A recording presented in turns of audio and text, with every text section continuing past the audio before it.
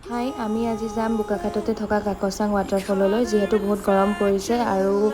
বহুত দিন ক'তো যোৱাও নাই সেইকাৰণে গোটেইকেইজনীয়ে প্লেনিং কৰিলোঁ যে তালৈকে যাম আৰু এয়া আমি মেগী খাই ল'লোঁ খাই লৈ পেলাই মাংস আৰু পোলাওটো বনাই লৈ যাম যিহেতু তাত বনালেগে বহুত দেৰি হ'ব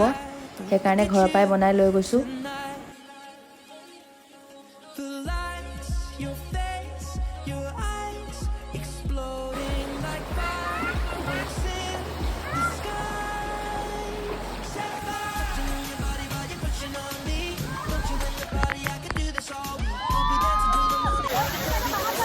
এইফালে চা চব